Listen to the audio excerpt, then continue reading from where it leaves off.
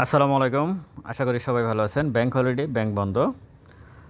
যে বিষয়ে কথা বলতে চাচ্ছি সেটা হচ্ছে আগামী দিনে পুঁজিবাজার ভালো হতে পারে কিনা। হ্যাঁ, আমার বিশ্বাস আগামী দিনে মার্কেট এখান থেকে ভালো হবে।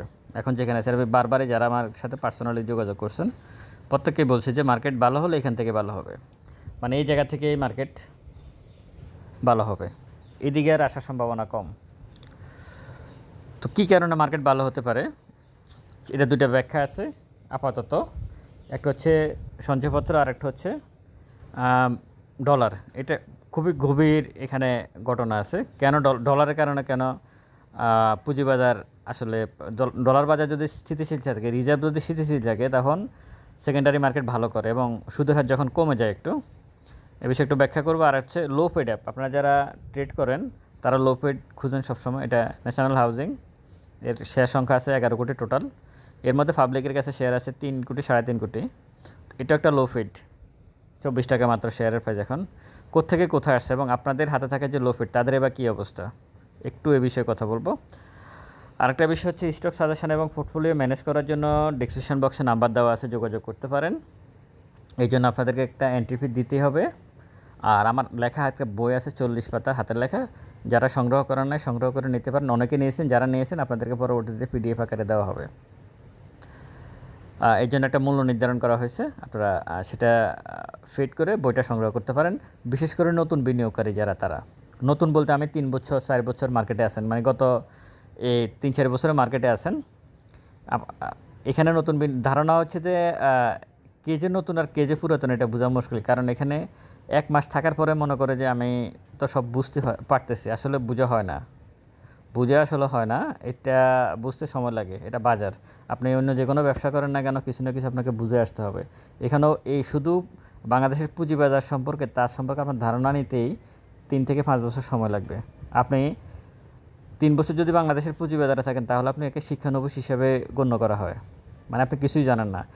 এখানে কি জানেন না সেটা হচ্ছে, যারা এখানে বাটপার, চোর, বদমাইশ, এই মার্কেটকে নিয়ে যারা ম্যানিপুলেশন করে, বাটপারি করে, তারা আসলে কি করে আর আপনার কি করা উচিত।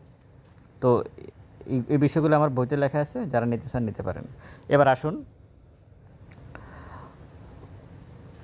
ইন্ডেক্স এখান থেকে বাড়বে।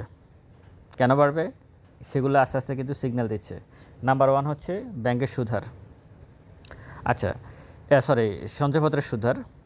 সঞ্চয়পত্রের সুদহার সরকার 30 জুন, মানে গতকালকে পর্যন্ত বাড়াইছিল।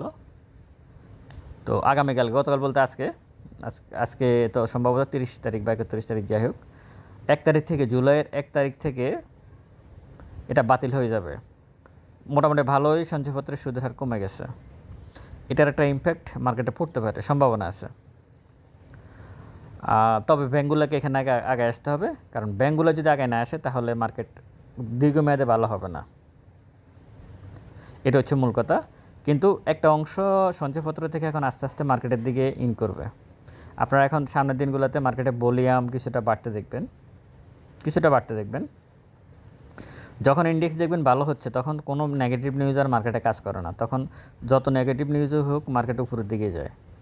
আবার ইন্ডেক্স যখন পড়ে, একদম সামান্য একটা টোকা দিলেও মার্কেট পড়ে যায়। এটা হচ্ছে মার্কেটের, বাংলাদেশের পুঁজিবাজারের ধর্ম।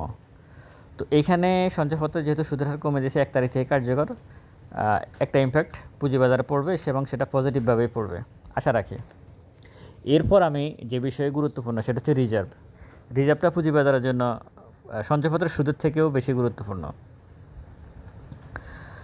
যারা পুঁজিবাজারের সেকেন্ডারি মার্কেট মেকার, মানে মার্কেটকে তারা টেনে তোলে, ফালায়, মানে যারাই, আমরা তাদেরকে কারসাজিকারকও বলি, আবার অনেকে মার্কেট মেকার বলি। যদিও আমি মার্কেট মেকার ভদ্র ভাষা, এটা বলতেই রাজি না, এটা কারসাজিকারকদের অংশ। আপনাদের মনে আছে বিগত সরকারের শেষ দিকে ডলারের অনেক ক্রাইসিস ছিল। তখন অনেকগুলো লাইসেন্স বাতিল করছে, অনেককে মানে যারা ওই যে ডলারের ব্যবসা করতো তাদেরকে লাইসেন্স বাতিল করছে, জেলে নিয়েছে, কত কিছু করলো না। তখন তারা কিন্তু পুঁজিবাজার থেকে টাকা নিয়ে এই ডলারের ব্যবসা করছে, কারণ তখন খুব আপ ডাউন করতো, ডলারের রেট খুব আপ ডাউন করতো, এবং ওইখানে তারা ইনকাম করছে, ভালো ইনকাম করছে এখান থেকে। এখন যেহেতু কারণ ডলার তখন কত ছিল, সম্ভবত 17-18 বিলিয়ন ডলারে চলে আসছিল ডলার। শেখ হাসিনা এমনভাবে, মানে তার দলের লোকজন এমনভাবে বিদেশে টাকা পাচার করছে যে রিজার্ভ পর্যন্ত খালি হয়ে গেছে। তো এখন যেহেতু রিজার্ভ এখানে 31.38 বিলিয়ন ডলার, যদিও এখানে বিভিন্ন অনুদান ঋণ আছে, এডিবি বাংলাদেশ ব্যাংক বলেন বা যারা বলেন এটা দিয়েছে। এখন তার মানে রিজার্ভের জায়গাটা এখন স্থিতিশীল, আর রিজার্ভের জায়গা যখন স্থিতিশীল তখন ডলারের রেটটাও স্থিতিশীল।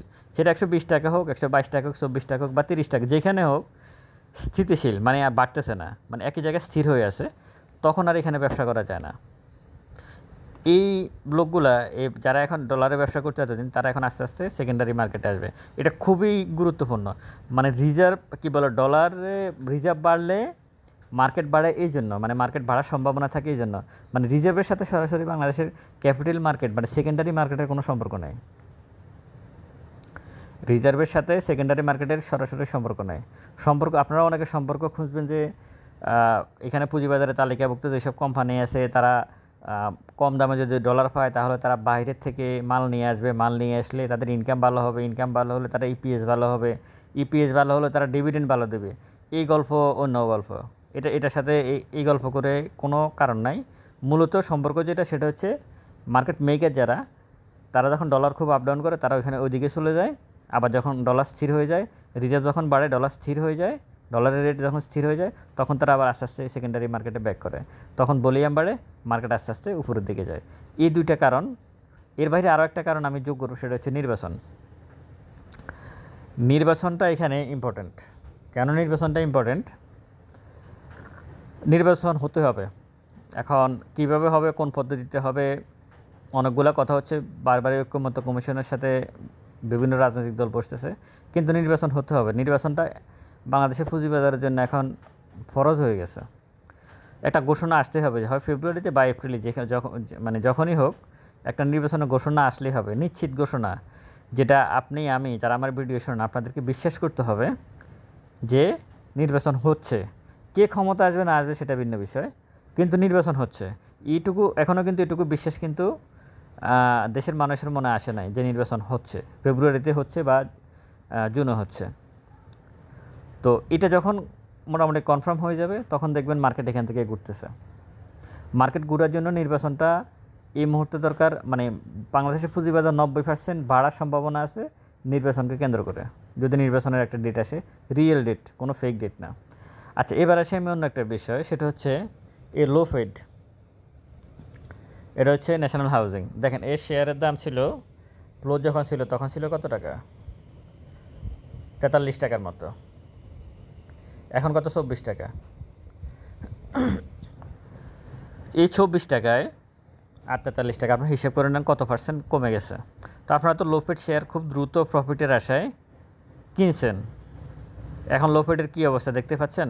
এই শেয়ার সংখ্যা 11 কোটি, আর পাবলিকের কাছে 3 কোটি কত লাখ আছে যেন শেয়ার। লো ফেড, টোটালি লো ফেড, এবং মোটামুটি গেমলিং আইটেমে বলা যায় ন্যাশনাল হাউজিংকে। কিন্তু এই মুহূর্তে প্রত্যেকটা লো ফেডের 90% লো ফেডের অবস্থা কিন্তু এখানে। লো ফেড দুইটা বিষয়ে ধরা হয়, একটা হচ্ছে শেয়ার সংখ্যা কম, আর একটা হচ্ছে শেয়ারের প্রাইস কম। মানে শেয়ার সংখ্যা একটু বেশি হতে পারে, কিন্তু দেখা যায় শেয়ারের প্রাইস 3 টাকা, 4 টাকা, 5 টাকা, তাদেরকে অনেক সময় হিসাব করা হয় লো ফেড। যেমন ধরুন আপনি রংপুর ফাউন্ড্রি বা ফ্রান আরএফএল, হ্যাঁ, এরকম একটা স্টক আছে কত, 150-200 টাকা বা 300 টাকা, যাই হোক, ওখানে শেয়ার সংখ্যা আছে 1 কোটি 1.5 কোটি। আবার ঠিকই আবার অন্য জায়গায় শেয়ার সংখ্যা আছে 10 কোটি, কিন্তু তার শেয়ারের প্রাইস কিন্তু হচ্ছে 5 টাকা 7 টাকা। ঘুরে ফিরে কিন্তু দুটোই কিন্তু সমান, টাকা কিন্তু গেম করতে সম পরিমাণ টাকায় লাগে। তো সুতরাং দুটোই লো ফেড। তো এই লো ফেডগুলাতে সবচেয়ে বেশি ক্ষতিগ্রস্ত হয়েছে ক্ষুদ্র বিনিয়োগকারীরা গত 3 বছরে। তাদের পোর্টফোলিও 70 থেকে 80%, 60% নষ্ট হয়ে গেছে শুধু লো ফেড শেয়ারের পিছনে দৌড়ানোর কারণে। খুব দ্রুত প্রফিটের আসে। ন্যাশনাল হাউজিংয়ের আমি যদি আপনাদেরকে একটা বিষয় দেখাই, দেখেন কি ভয়ঙ্কর। সে এই যে সাপোর্ট জোন, এটা আর সে করে না। রেসিস্ট্যান্স দেখেন, সাপোর্ট দেখেন, রেসিস্ট্যান্স দেখেন, সাপোর্ট দেখেন, রেসিস্ট্যান্স দেখেন। এখানে শুধু একবার সে প্রিভিয়াস সাপোর্ট আসে নাই। সাপোর্ট দেখেন, রেসিস্ট্যান্স, তারপরে সাপোর্ট দেখেন, রেসিস্ট্যান্স। মানে এই শেয়ারটা এই ধরনের স্টকে যারা এন্ট্রি নিছে তারা শতভাগ লস করছে। শতভাগ না, মানে 150% লস করছে। মানে এবং দুঃখজনক হলেও সত্য, এই ধরনের স্টকে ট্রেডাররা সবচেয়ে বেশি অ্যান্টেনেসে। তো এদের সাথে আপনি পারবেন না, এই উত্থান পতনের সাথে আপনি কখনো ক্যালকুলেশন করে। এটা ন্যাশনাল হাউজিংয়ের কথা আমি উদাহরণ হিসেবে নিয়ে আসছি, আমি শুধু এই স্টকটাকে উদাহরণ হিসেবে, এরকম আরও শত শত স্টক আছে মার্কেটে। তো সব কিছু মিলিয়ে আমি বলবো যে 10% ক্যাশ ডিভিডেন্ড দিয়েছে, কিন্তু এরপরও 10% ক্যাশ ডিভিডেন্ড দিতে শেয়ারের প্রাইস হচ্ছে 24 টাকা।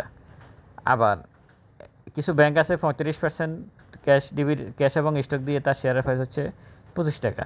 তো কোনটা ভালো চিন্তা করতে হবে।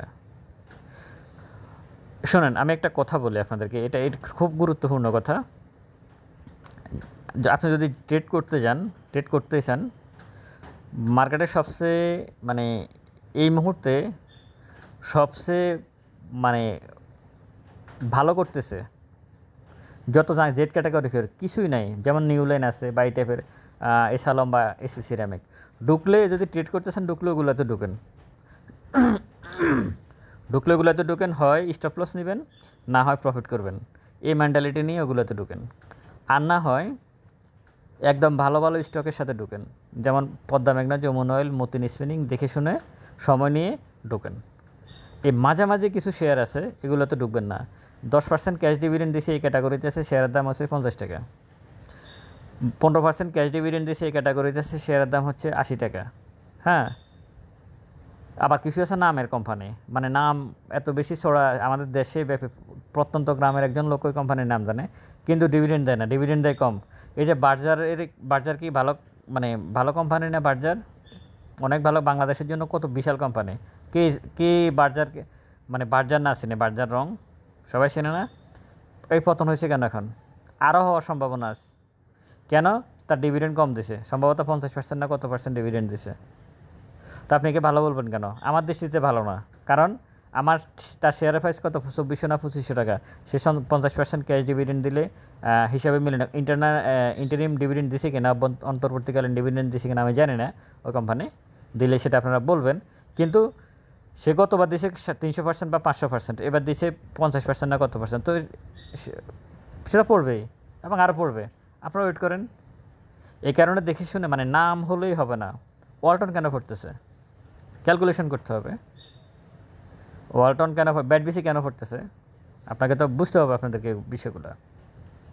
তো এগুলো বুঝে শুনে আসলে ভালো স্টকে থাকতে হবে। হয় গেলে একেবারে ট্রেড করেন 3-4 দিনের গ্যাপে, হইলে হবে, না হলে বেরোয় আসবেন লস টস নিয়ে। আর যদি ওদিকে না যান, একদম ভালো স্টকে কমপক্ষে 6 থেকে 1 বছরের একটা টাইম বেঁধে দেন। ওই টাইমে আপনি বসে থাকবেন শেয়ার কিনে, এরপর যা ডিভিডেন্ড হোক আর ক্যাপিটাল গেইন হোক কিছু প্রফিট করে বের হবেন। এই মাঝে শেয়ারে ঢুকবেন না, মাঝে শেয়ারে ঢুকে সবচেয়ে বেশি সবসময় লস করবেন। ওখানে আপনি হিসেবে মিলাতে পারবেন না যে কী হচ্ছে। তো সুতরাং লো ফিট ছেড়ে দেন, লো ফিট নিয়ে আসলে কথা বলে লাভ নাই। আর আগামী দিনে ইনশাল্লাহ আশা করি মার্কেট এখান থেকে ঘুরে যাওয়ার সম্ভাবনা আছে।